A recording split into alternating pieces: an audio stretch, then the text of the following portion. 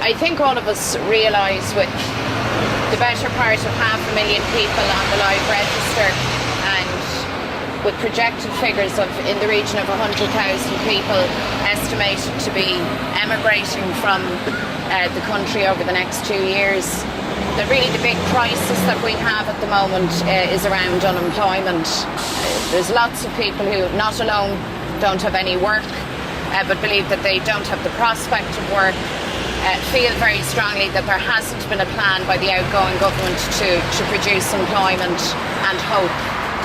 So over the past couple of years, Sinn Féin has produced very comprehensive documents in terms of a strategy for stimulus and for job creation. And today we've distilled that down for the purposes of the election. And so our approach is focused on a move away from constant cutting and hacking at the system and into a new approach which is about building, growing, developing jobs and getting ourselves out of the hole that we're in a positive way. We're the only party really seriously proposing this course of action. It goes without saying that a choice has to be made by the electorate.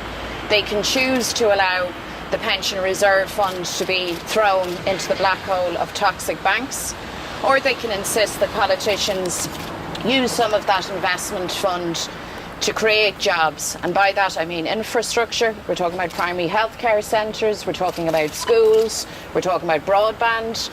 We're also talking about an environment in which particularly small and medium-sized enterprises have a strategy for growth, have the necessary professional and technical assistance that they require, and a plan in terms of exports, because there's been a lot of talk about that, how well our exports are doing. But the fact is that the majority of that export growth comes from multinationals. We need to recalibrate the economy, we need to change the focus and the emphasis, and we have to make sure that small and medium-sized Irish enterprises can access markets in the States, in Britain, but also beyond that.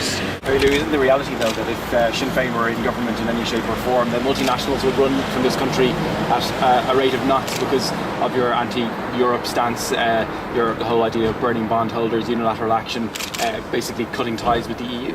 Absolutely not.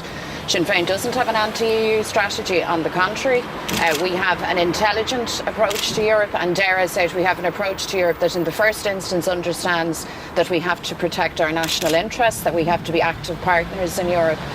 On the issue of investment in this country, I think until we straighten ourselves out and the world sees us as a good investment option, and as a state that is not continually burdening itself with more and more debt, private debt at that, that the world will look on in amazement at Ireland. And there's a lot of talk about this business of market confidence and how the investor views Ireland.